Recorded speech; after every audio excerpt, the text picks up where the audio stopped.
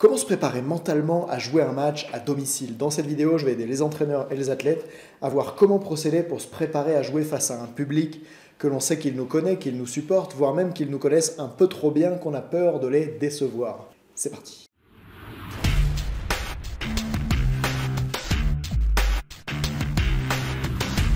Ok, il y a ce jeune footballeur de 14 ans que j'accompagne, ses parents m'appellent et me disent, on a discuté avec, je vais l'appeler Paul, on a discuté avec Paul, il est anxieux avant de jouer le match à domicile, il y a un truc qui se passe, est-ce que tu peux l'aider?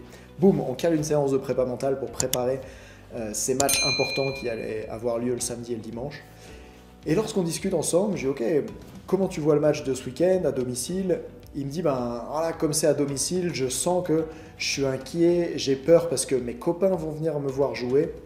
J'ai peur parce que les parents de mes copains vont venir me voir jouer. J'ai peur parce que mes parents vont venir me voir jouer. Et je vais un peu plus loin avec lui. Je dis, ok, de quoi as-tu peur quand tu as peur? Et c'est là qu'il m'explique qu'il a peur de décevoir ces gens-là, qu'il a peur d'être jugé, qu'il a peur qu'il pense qu'il n'est pas assez bon, qu'il a peur qu'il se dise, ah mais il n'arrivera jamais à faire du haut niveau lui, alors que c'est son rêve de devenir footballeur professionnel. C'est à ce moment-là que j'ai envie de l'aider du coup à dépasser cette peur de jouer à domicile. En plus, en général, on croit que jouer à domicile, c'est génial. Enfin, c'est ce qu'on dit. Dans le football, il y a plus de matchs qui sont gagnés à domicile qu'à l'extérieur. Et pourtant, lui est dans cette situation-là. J'ai utilisé la stratégie suivante avec lui. Je vais lui poser la question d'abord. Ok, à quoi tu sais que ils vont être déçus de toi ou pas? Et donc là, il a commencé à me dire, ah bah si je joue bien, si je joue pas bien, il va se passer ça, etc. Et là, j'ai voulu introduire du doute.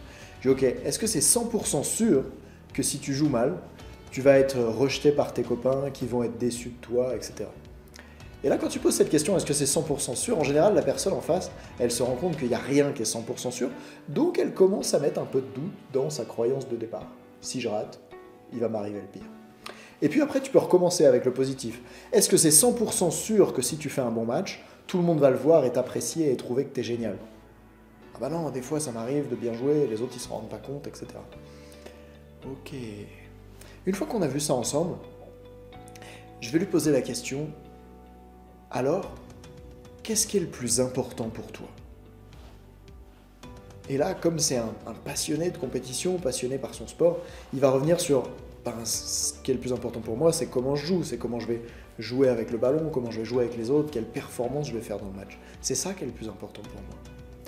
Et du coup, je vais pouvoir lui demander, ah d'accord, donc si c'est ça le plus important pour toi, qu'est-ce qui dépend uniquement de toi alors? Et là, il comprend que ce qui dépend uniquement de lui, c'est comment il joue avec le ballon. C'est qu'est-ce que lui va mettre en œuvre comme comportement, et notamment où est-ce qu'il va diriger sa concentration. Si je la dirige sur le stade, si je la dirige sur les gradins, le public, je perds une partie de ma concentration que j'aurais pu mettre au service du jeu. Et donc je lui demande, tiens, si ça c'est le plus important pour toi, qu'est-ce que tu pourrais faire alors qui dépend uniquement de toi? Et là il me dit, je vais rentrer sur le terrain, et quand je vais rentrer sur le terrain, je vais penser à ça, ça, ça, et ça je vais le laisser de côté, etc. J'aurais pu aussi obtenir le même résultat en lui demandant, tiens, du coup, qu'est-ce qui peut t'aider à atteindre ton objectif?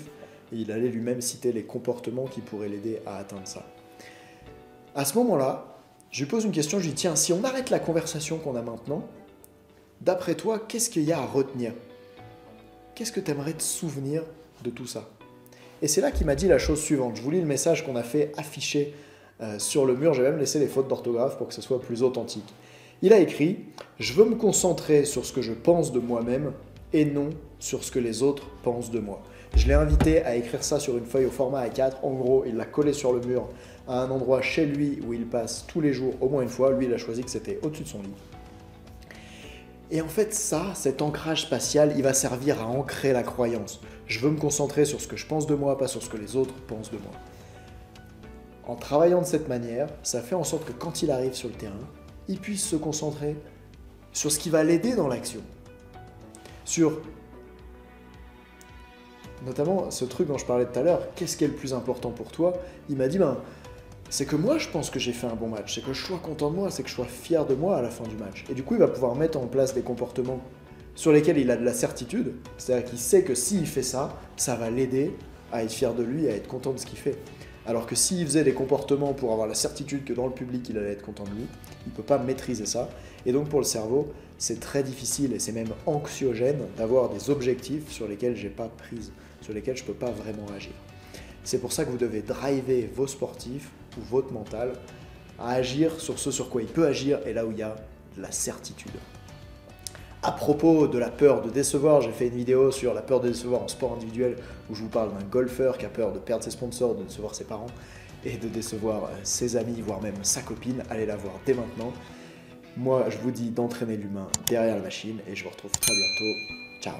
Attends, pars pas tout de suite. Je me suis dit qu'il fallait que je rajoute quelque chose d'important sur cette vidéo. Il y a 3 points sur lesquels je t'invite à aller pour ces matchs à domicile. Le premier, c'est se concentrer sur soi. On en a parlé. Le deuxième, je voulais revenir dessus plus en détail. Définir mes attentes à moi. Sinon, je vais être soumis à celles des autres. Qu'est-ce que je veux dire? C'est que si j'arrive à un match et je ne me suis pas demandé qu'est-ce que moi j'attends réellement de moi-même, qu'est-ce qui fera que je suis fier de moi ou pas, à quoi je saurai que j'ai fait un bon match, si je ne sais pas tout ça, alors je vais être encore plus à l'écoute de qu'est-ce que les autres pourraient penser de moi. C'est pour ça que je dois d'abord définir qu'est-ce qui est important pour moi et que rien qu'en faisant ça, ça va diminuer l'importance que je donne à ce que les autres pourraient penser de moi. Ça fonctionne pareil avec l'estime de soi. Pour les gens qui ont une estime de soi très faible, généralement, c'est des gens qui vont être très à l'écoute de ce que les autres pensent d'eux, de ce que les autres leur attribuent comme valeur. Et on retrouve évidemment ce phénomène-là sur les réseaux sociaux comme Instagram par exemple. Et puis le troisième point dont je vais vous parler, c'est que c'est important aussi d'essayer de modifier ce qu'on croit que les autres attendent de nous. Puisque comme on ne sait pas vraiment ce qu'ils attendent de nous, alors d'abord on peut mettre du doute, comme je l'ai proposé tout à l'heure avec la question est-ce que c'est 100% sûr? Et une fois qu'on a mis du doute là-dedans, on peut modifier ce qu'on croit que les autres ils attendent de nous. Par exemple, au début, ce jeune de 14 ans, il croyait que les autres attendaient de lui un résultat particulier. Finalement, il peut croire que les autres attendent de lui de se donner à fond sur le terrain, de transpirer, d'avoir fait de son mieux. Et c'est assez facile en fait d'imaginer ça, parce que si c'est des amis à lui ou ses parents, on peut tout à fait imaginer que ce soit possible. Et c'est même pas moi qui lui ai donné ces idées. Je lui ai simplement dit, tiens, mais d'après toi, si c'est pas 100% sûr qu'ils attendent de toi de faire un bon match, d'ailleurs c'est quoi un bon match? Si c'est pas 100% sûr qu'ils attendent de toi un résultat, qu'est-ce qu'ils pourraient attendre de toi? Et là, il va lister toutes les autres histoires, toutes les autres possibilités. Et plus il en liste, plus ça va créer du doute dans sa croyance de départ. Et plus ça va lui permettre comme ça de faire péter cette croyance et de passer à autre chose en mode, ok, bon bah je vais choisir quelque chose d'utile pour moi, je vais croire que ce qu'on attend de moi, c'est que je me donne à fond, et ça va m'aider à me donner à fond. Allez, entraîne l'humain derrière la machine, à la prochaine, ciao.